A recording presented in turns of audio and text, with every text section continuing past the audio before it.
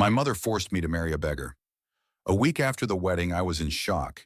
It turned out that this beggar, my name is Aaliyah, grew up in a respected family, was known in the area as an educated, handsome, and successful man. My mother, a stubborn woman who always put prestige above everything, cared deeply about the family's reputation. Since my father died 5 years ago, she made all the family decisions, including those that completely changed my life.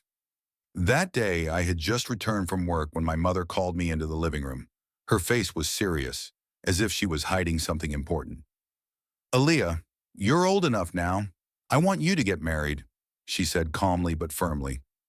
I laughed. If it's about a husband, he'll find me himself, I replied. Mom looked at me directly.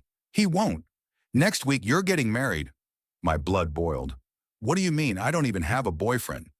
I've already chosen a man for you. He's a good person, and it's for the honor of our family. I was furious. Who is he? The son of an official? Your business partner? Mom paused and then answered slowly.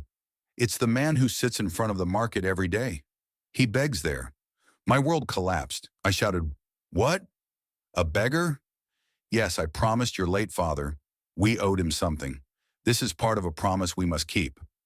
Of course, I refused. I thought it was just a threat or an emotional game. But the following days turned into hell. Mom threatened to disown me, take away all my privileges, and even block my bank account. Yes, she was serious, very serious. In the end, I was emotionally crushed by my mother's final words. Who are you? If it weren't for your father, you would never have lived so comfortably. You have no right to choose your husband. This is repayment for the good we received, and you must pay. Tears streamed down my cheeks, but I knew I had lost. In this family, honor and duty were more important than the happiness of their own daughter. The wedding day arrived. In the presence of a few witnesses and a priest, I sat next to a man in tattered clothes. His skin was tanned from the sun, his hair disheveled.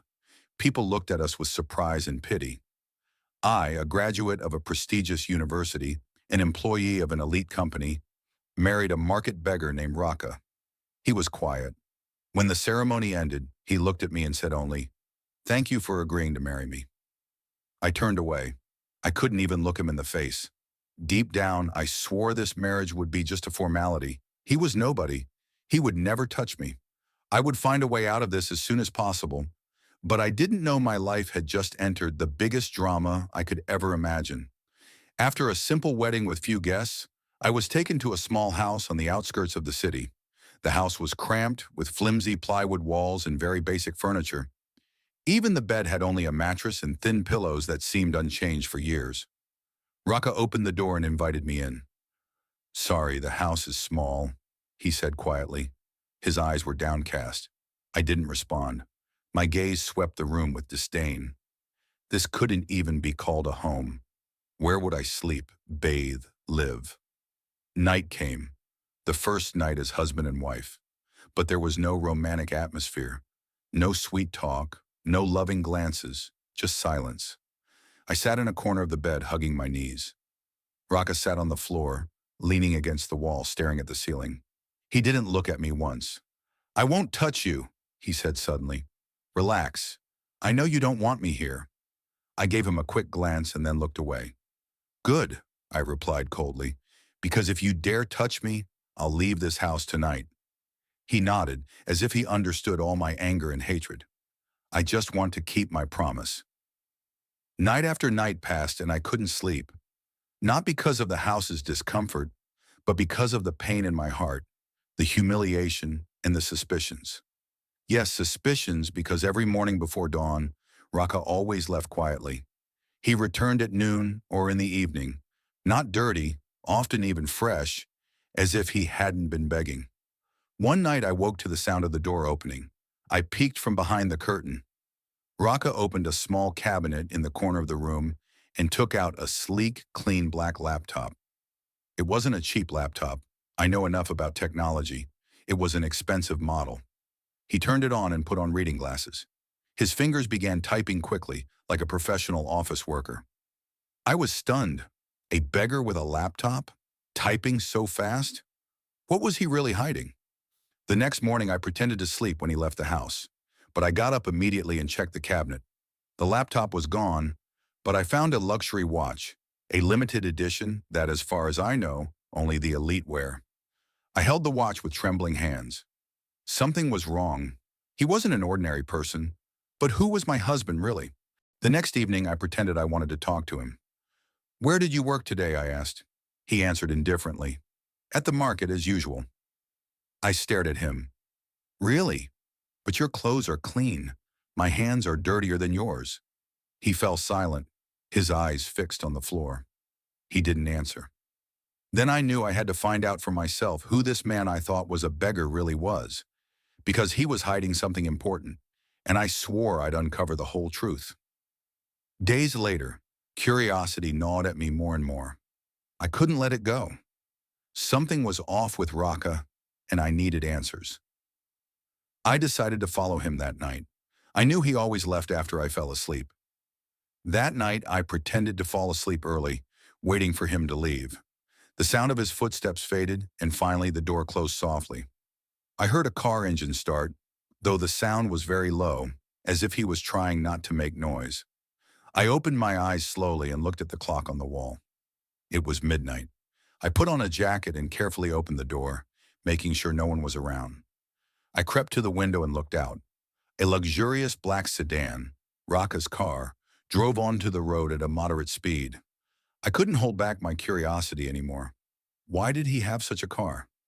Was he really a beggar, or was he hiding something bigger? I ran out to the street and followed the car at a distance. My heart pounded. What would I find? I only hoped for answers. The car headed to the city center and stopped in front of a tall, luxurious building. I hid behind a lamppost trying to see something. Raka calmly got out of the car and walked to the entrance, where a guard greeted him respectfully as if he were an important person. I was stunned.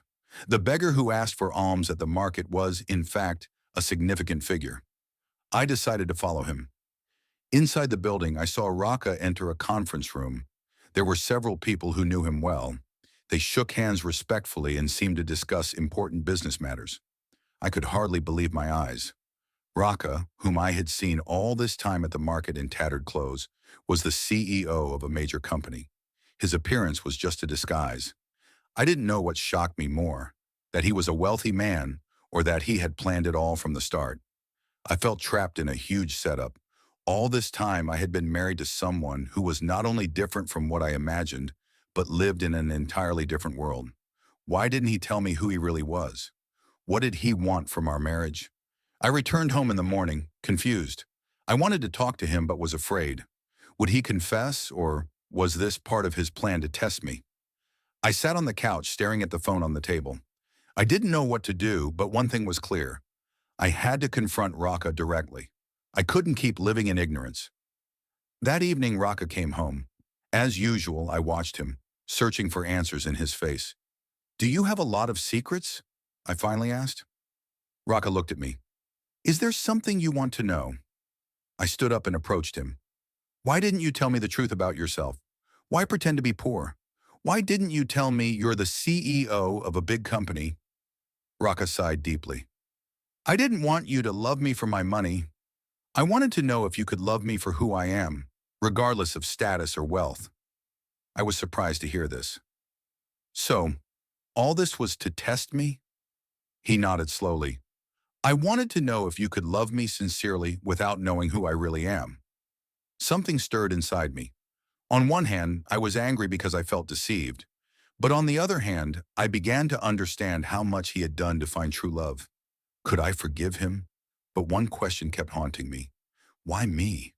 Why did I have to go through all these trials? Could love really blossom in such a situation?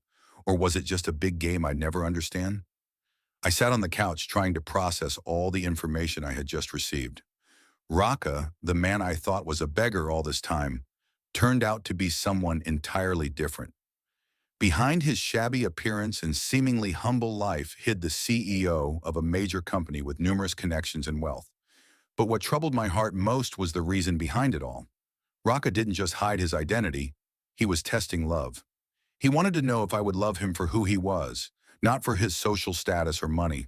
Though I felt confused and hurt, I began to feel something deeper: compassion, curiosity, even a bit of respect. Aaliyah, I know this is hard, but I don't want to live with secrets between us, Raka said, sitting on a chair across from me, his face full of remorse. I want you to know who I really am, not just the beggar you've seen all this time. I stayed silent. Tears filled my eyes. I felt trapped between anger and confusion. I felt betrayed but also respected. Raka didn't just want to show off. He hoped I could accept him for who he was, without conditions. Raka, why me? I asked in a hoarse voice. Why did you choose me to go through all this? Why did I have to be part of your experiment? Raka sighed, unable to meet my eyes. Because I know you're not easily swayed. You don't care about luxury or power. I wanted to know if you could accept me with all my flaws and secrets. I felt uneasy. Could I love him sincerely, or did I just feel trapped in this game? Suddenly, the door opened and my mother appeared. I was surprised because she hadn't come to my house since the wedding, but this time her eyes were very serious. Her face showed more than just anger. There was clear concern. Aaliyah, Raka, she began in a heavy voice. There's something you need to know. I looked at her, confused. What is it, Mom? Mom sighed and sat beside me. I know you're probably surprised, but there's a reason I agreed to this marriage and supported Raka. I stayed silent, not understanding what was happening. But why, Mom? Why didn't you tell me anything? Mom looked at Raka seriously, then at me. Raka isn't just the CEO of a big company. He's the son of your father's best friend, who made an agreement with our family. I was in shock. What? The son of my father's best friend? Mom nodded. Yes. Before he died, your father and Raka promised to look after each other. Your father gave Raka a great responsibility. This agreement became a family legacy that had to be fulfilled. When Raka asked permission to marry you, I understood it was his way of continuing your father's legacy.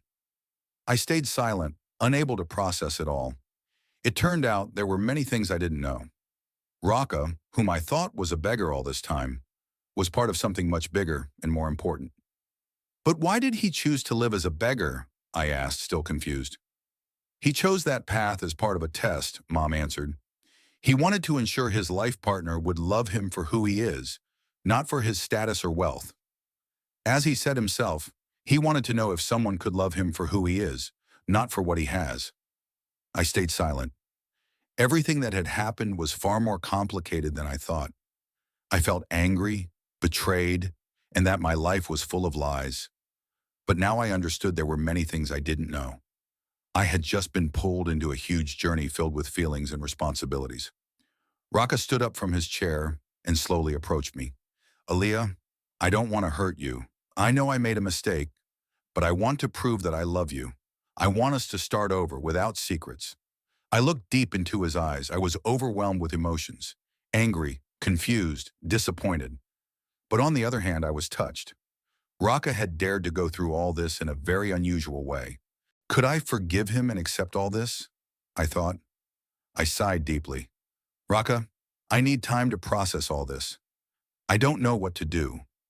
Raka just nodded, as if he perfectly understood how I felt. I'll give you time. I'll wait until you're ready. The following weeks were tense. I was still confused, wavering between deep anger and a love that was starting to grow in me. I couldn't just forget that Raka, the man who was now my husband, had lied to me for so long. But at the same time, I felt there was something deeper connecting us. I couldn't deny that Raka wasn't as I had imagined him. I began to see him differently. Though he hid his identity, every time he spoke sincerely, I felt his kind heart and the authenticity in his actions. Though it was a bit late for me, it began to touch my heart. One night I decided to talk to him directly. I couldn't keep living in uncertainty and confusion. I had to decide if I could accept Raka for who he was, or if I needed to leave and find my own path in life. Aaliyah, Raka said softly as he entered the living room and sat beside me, I know you're still confused. I know I hurt you with my lies, but I want you to know one thing. I never meant to deceive you or control your life. I just want you to love me for who I am, not for my wealth or status. I stared at him, pondering his words. But why, Raka? Why didn't you tell me earlier? I feel like I'm in a big game, and I don't know what to do. Raka closed his eyes as if searching for the right words. I don't know how to explain it. I was just afraid you'd love me for my wealth, I was scared you'd only see a man with lots of money and power. I want you to love me for who I really am, not for my appearance or what I have. It hurt to hear this. All the lies, all the hidden secrets seemed so huge. But the more I listened to Raka's explanations, the more I felt the truth in his words. I was ashamed of myself. I had been so focused on his poverty and shabby appearance that I couldn't see his true self. I sighed deeply and looked at him seriously. Raka, I don't know if I can forgive everything so easily, but I want to try. I want to try seeing you differently. I want to see you without fixating on your appearance or past. Raka looked at me with hope. Aaliyah, I'm ready to wait for any decision you make. I don't want to force you. I just want you to know that I love you with all my heart, and I want us to build a life together. I felt something big growing inside me, something that surpassed the anger and disappointment I had felt before. True love isn't imperfection. True love is accepting each other with flaws and the desire to grow together. Raka, I said finally, I don't know if it will be easy. I don't know if I can just forget everything, but I want to try. I want to give us both a chance. Raka smiled broadly. His eyes shone with happiness. Thank you, Aaliyah. I promise I'll do my best to make you happy. I'll prove I love you the way you want. I felt as if a huge weight had been lifted from my shoulders. Maybe this was the start of something new, something better. Maybe our path wouldn't always be smooth, but the most important thing was that we chose each other to be together, to love each other. Day by day, we began to adjust to our new life. We started talking more, opening up our feelings and rebuilding lost trust. Raka no longer pretended to be someone else. He began showing more honest and open sides of his personality, and I began to see him not just as a wealthy CEO or the beggar I once thought he was. I realized that love isn't about money, appearance, or social status. True love is trust, acceptance, and the willingness to support each other. Though at first I felt trapped in a big setup, in the end, I could see in Raka not the beggar, but the man who truly loves me. We started a new life together. No more lies, no more secrets. Just two hearts that promised to be together without conditions or judgments. And that was the beginning of our true love story.